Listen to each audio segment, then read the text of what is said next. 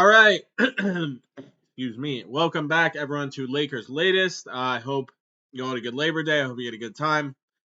Good weekend. Good Tuesday. Just hope everyone had a good one. Enjoyed the time with your family, friends. Went outside. If you had something planned, whether you went in the city, whether you were at a barbecue, were at the pool. Labor Day. It's all about taking that time off. Obviously, not having to work unless you ideally have to, but hope you didn't. But yeah, I hope everyone had a good time.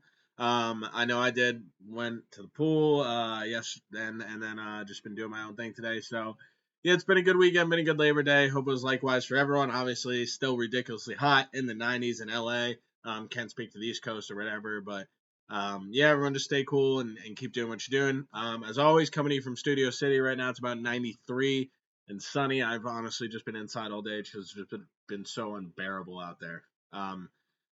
But yeah, so summer's nearing the end. We got a couple weeks of summer left, and then it's gonna be October before we know, guys. It's crazy. All right, let's get started. First thing on the docket today, Luka Doncic, our superstar, the guy we love. So I want to talk a little bit about Luka's performance in EuroBasket so far. So Luka has been, as expected, phenomenal.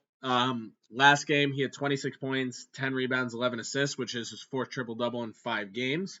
In the last 3 games alone, specifically, he's averaging 33 points, 7.3 rebounds, and 9.7 assists. So he's almost averaging 33, 7, and 10 in EuroBasket, which is obviously phenomenal numbers. Now, I haven't watched obviously every single game, every single second he's been in, but I've seen clips, I've watched him live, and he just looks in unbelievable shape. Obviously, and this happens every offseason, there's always NBA players, it's oh, look how they look at the gym, they're gonna specifically the one that's always on my mind is Ben Simmons. He's always in the gym shooting threes, and everyone's oh, this is gonna be the year he's gonna do it, he's gonna become a shooter. Well, I don't become a shooter, but he's gonna show that he can shoot. And then nothing ever happens. Another one, I know Knicks center Mitchell Robinson has done a ton of dribbling, and he's done 3-point shooting and step back. Never gonna happen, So you got to take all those videos and all those reports take it for what it's worth. You don't think too much into it, but you hear all this stuff about Luka being in good shape, being extra motivated. And when you watch him out there, it just looks like it, man. He just looks ready to go. He's fired up. It almost looks like he's got a pep in his step. He's got some more energy. He's running faster. He's working harder. And I think a lot of that is attributed to the fact that when the trade happened, I can't speak for Luka, but it was so shocking for everyone else. It was hard even when he got to the Lakers, it was just such a quick, you got to get into, you got to get comfortable, you got to do all this. So it was a lot. A lot for any player, a lot for especially a superstar player like Luka Doncic, who probably wasn't expecting that. So to see him, really crushing it this year, just absolutely destroying everyone in EuroBasket, looking like he really is in the best shape potentially of his NBA career, or at least since the very beginning. He's showing you everything that you kind of want to see in a star player. Now, obviously, we'll get a better idea in preseason, seeing the relationship between him and LeBron, how it's hopefully blossomed, how they'll hopefully be more comfortable with each other. Maybe Luka can play a little bit off ball, let LeBron take the ball, let Reeves take the ball up. Obviously, we've gone into whether Reeves will start or come off the bench. That's TBD. But regardless, it's just great to see Luka crushing it in European competition. It's great to see him looking comfortable out there, looking healthy again, looking like he's in awesome shape. He even joked at his press conference, he said Marcus Smart should hopefully help me pick up my defensive game a little bit. And I wouldn't say necessarily that, but Marcus Smart will get everyone to work harder, so that's exciting. And yeah, just for the most part, just really, really excited for Luka, a full off season, first full year as the Lakers playing with LeBron, which potentially could be first full year and first last year. Or last year he could play with LeBron depending if he leaves, but yeah, just love to see Luka crushing it in European competition at the EuroBasket, and yeah, can't wait to see him in year 2, man. It's gonna be awesome. All right, next on the docket, gonna keep going with my daily trade targets, guys who I don't necessarily know if they will be available, but guys who would be a perfect fits for the Lakers. Another one is Heat center Bam Adebayo. Bam's one of the best centers in the NBA. Phenomenal defensive player, talented offensive player, very good passer, great rebounder. All NBA defender, caliber defender. Kind of, brings a lot of what the Lakers are looking for in defense, rebounding. Obviously, they have Ayton, but, I don't know. The Heat are in such a perplexing spot where it's like, they traded for Norman Powell. They did a good job of getting him. Like, they'll be in the playoffs. You obviously always have to account for any potential Heat voodoo magic, or I don't know if the Pacers stole all the voodoo magic in their last offseason run.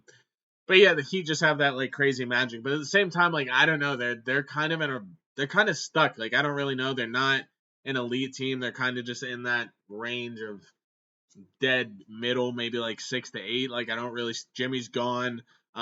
Wiggins most likely is probably going to be used as a trade target throughout the season. Like I'd be surprised if he wasn't traded. And that leaves what? Hero and Bam. Hero just signed a long-term deal, but if someone comes up calling and is inquiring of Bam and gives Pat Riley a deal that he can't refuse, that's something Pat Riley's always. When you're dealing with Pat Riley, all things are on the table, whether that be a trade, whether that be someone you didn't expect to be available, whether that be you reaching out for someone that you expect would be available and Pat rebuffing them. Like you never know what's going to happen with Pat Riley. But at the end of the day, Bam Adebayo is the exact type of center you look for in the Lakers. Like he's Ayton, we're obviously all excited and interested to see how he fits, but Bam would just be such a seamless fit, especially next to Luka Doncic. You surround him with shooters, and you're looking really good. So, what would it take to get Bam? I did a couple things in the NBA trade machine. I got Rui, Vanderbilt, Vincent for Bam, which obviously lines up salaries wise. Again, I've said before, you're not allowed to add first round picks in the NBA trade machine, so that would just be the salary, and then probably at least 3 unprotected first, maybe 2 unprotected first, maybe a couple pick swaps. But even ending that deal, you're just getting Rui as a piece. So another one add would Rui, Vanderbilt, Dalton Connect, Gabe Vincent, 3 first for Bam Adebayo and Nikola Jovic. We need to be very, very clear in that pronunciation. That's not the other guy that you all thought I just said. Yeah, again, 2, 3 first in that. Like, obviously, if you added Reeves, you probably maybe only need to give up a first. But I think Rob should be looking at guys like Bam and guys, like Yves Messi and Trey Murphy and all these guys that are young, talented players on bad teams.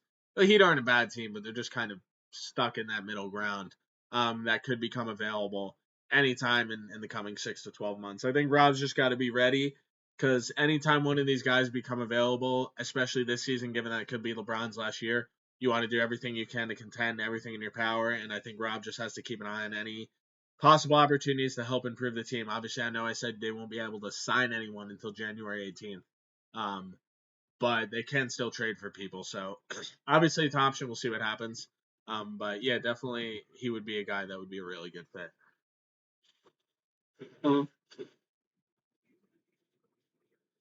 All right. Next on the docket, Lauri Markkanen. So I've talked about a potential Lauri trade before here, weeks ago, maybe even like a month ago. I want to bring it up because I saw some discourse online about what would it take to get Lauri? Would you give up Austin Reeves for Lauri? And I saw a lot of people who were like, nah, I don't know, man. Like, he's just not the guy. Like, I don't know. I probably wouldn't give up Reeves for him. And then other people are like, dude, you're like, I like Reeves. I really do. I like him a lot. But, like, you have a wing in today's NBA. There's no way you wouldn't trade Reeves for him. So let me just say this is not on the table right now. There's no rumors of this. I just saw it and I had to talk about it. If you can get Lauri Markkanen, you have to give up Austin Reeves. You do it 10 times out of 10. It's not even a question. That's no disrespect to Reeves. I really like Reeves. He's obviously improved every single season as a Laker. But size, wing, fit next to Luka, all these things are reasons why Lauri would be a much better fit than Reeves. Or I don't even want to say better fit, but he's more valuable in today's NBA. The prototype of a stretch 4 who can also play some small forward, but a stretch 4 who basically can do it all, can shoot off the dribbles, immensely talented. Like, that's a guy you would love to fit next to Luka.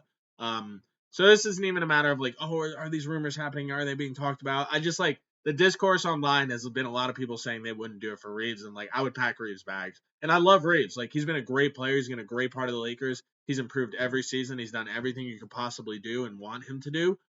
But when you have to look at ways that are going to get you to championship caliber teams, you're going to have to look at ways and players that can really elevate the other guys around them. And Luka, I think, can definitely elevate a guy like Lauri. I think they would be an awesome fit together, and I wouldn't even. And it would take more than Reeves. It would be like Reeves, maybe Rui, Vanderbilt, maybe a first, 2 first. Like it would take more than Reeves. That's why the conversation of I wouldn't trade Reeves from is ridiculous. Like you would have to give up way more than just Reeves to get that trade to happen. So yeah, I just wanted to chime in on that.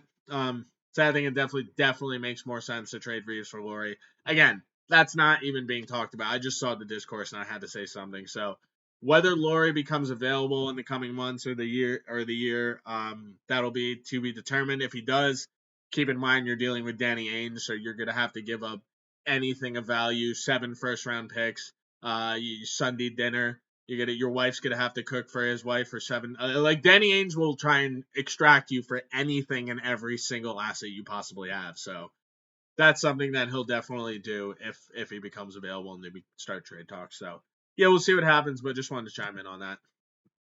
All right, last thing I got on the docket is Dwight Howard. So this is just a very brief talking about Dwight. He was interviewing. He was just talking about, after the Lakers won the championship in 2020, the whole fiasco where he was like, I'm coming back, and then the Lakers rescinded their offer, and he was kind of just like, he was upset at what happened because he was so excited to come back.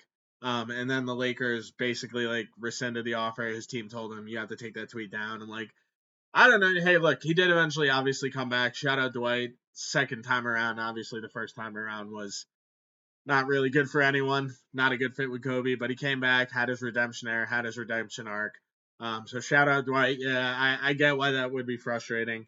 Worked out in the end though. You won a championship here. He had his redemption tour in LA. So yeah, I get it though. But shout out Dwight. Hope you enjoy retirement. Congrats again on the Hall of Fame. And yeah, guys, that's all I got today. So yeah, I hope everyone has a good one. And yeah, I'll catch you guys tomorrow.